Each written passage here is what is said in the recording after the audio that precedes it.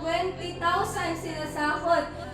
Narealize ko na hindi pala madali na maging OFW, na wala palang naiipon, puro kadala sa Pilipinas, and naranasan ko na malayo sa pamilya. Ganun pala yung pakiramdam, no? Na walang day off, wala kang kakilala, na wala kang ibang nakakausap. Kung ano bang ginagawa ko sa ibang bansa? Anong purpose? Bakit ako nandito? Graduate naman ako ng engineering, pero bakit ganito yung naging trabaho ko? Yan, nakikita mo, no? Pagbukas ng pitaka mo, walang laman.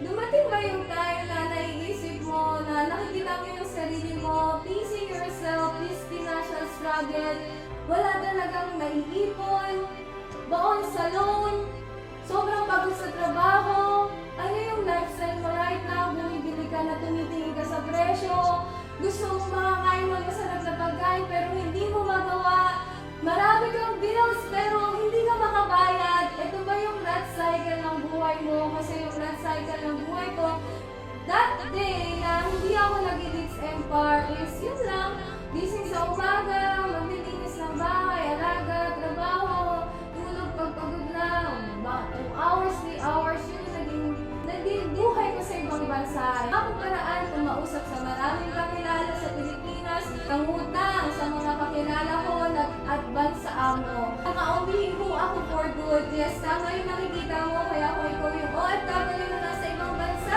ito yung magiging way mo na makauwi ka for good. Kita na mo ako, consistent 6 figures sa Elites Empire, yung pinakamaganda. Nagkaroon ako ng online asset ko.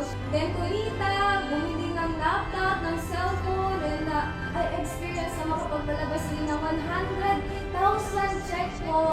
Masasabi ko na the best asset ko is nasa online. Kaya ito lahat, yan, in-invest ko sa sarili ko. And ito pa, ayan, nahit ko yung first million ko in just 10 months. Grabe no? And ito yung pinakakikiligin ka. Grabe no? In just 3 years, Elites Empire create 132 millionaires. Did you know? You deserve happiness. You deserve all good things. Lahat ng nakikita mo right now, lahat ng nare-receive mo, you deserve a breakthrough, na mahit mo yung first 6 figure mo, na mahit mo yung first million mo, na mahit mo yung first car mo, you deserve more. And just be you. Kasi every day you wake up, always remember that you still have another chance to create your life in one decision na gagawin mo. Mag-all out ka, kung gusto mo mag-full time ka. Kasi this Elites Empire, this is your home, this is your family.